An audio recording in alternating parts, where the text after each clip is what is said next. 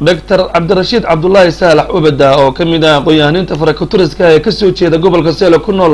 ودك كينيا أي ساكا حفيز كيسو كويا لما قالت نيروبي شرط رايد أو كوكب توحو باقنا بيضات قدري ديو قدقان كاس كنول كنا براتوتشين على صوف شران كان وضع تشران من مدو دا يمسير كودا waxaan halka kam marka ugu horeysa baaq uga diraya dadiyooga colaadaha soo noqnoqday ay ku dhexmarayeen gobolada Sool iyo Sanaag iyo Buuhood eeriyadooda waxaan leeyahay waxa ay khusaysaa dadka dhinac walba dhimanaya dadiyooga deegaanka degan waa idinka waxaan idin kula talin lahaa in nabadgelyada laga shaqeeyo nabadgelyadu waa qodob aad iyo aad muhiim ah talada dhabta ahina waxay ku iman kartaa oo xaaladu ku digi kartaa waxa weeye waa midnimadiina iyo wada tashigiina oo hal jiho u jeeda sidoo kale wuxuu aqoon-yahanku kula taliyay xukuumadda Soomaaliland in la xaaj qaadato garaadada kalsoonida ka haysta shacabka deegaanadaas Soomaalidu waxay ku maahmaahdaa garawshi waa garbarkeed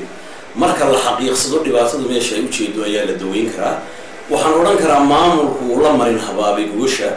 sababtuna waxay tahay niman aan ahayn eligible representatives ama aan kalsoonida ummadda haysan oo aan mandate haysan oo aan cidina soo dirsan yaa muddo 20 sanadood la baraadleeyay deegaanada ilaa iyo Hargeysa iyo inta u dhaxaysa ma haystaan cid soo dirsatay ma jirto kalsoonida dadku waxay leeyihiin dad guurtiya waxay leeyihiin salaadiin waxay leeyihiin garaado waxay leeyihiin ummad mindida daabkeeda haysa oo mandate-ka haysata oo ay talada dadku ka boqdo waxaan ku talinayaa marka marin habowga in laga noqdo oo loo leexdo in dadka la xaajayso si xaalad u soo afjaranto iyadoo aan ku wada la xaajaysan xaaladahaasi ma iman karaan iyagu hagaagsan ugu dambeyntiina wuxuu si kooban fariin ugu daray siyaasiyiinta ka soo jeeda gobolada Sool iyo Buuhood ee ka soo kala safan maamul goboleedka Puntland iyo Jamhuuriyadda Somaliland waxaanu yiri waxaan kula talin lahaa danta shakhsiga ah waxa ka muhiimsan danta dadka iyo dalka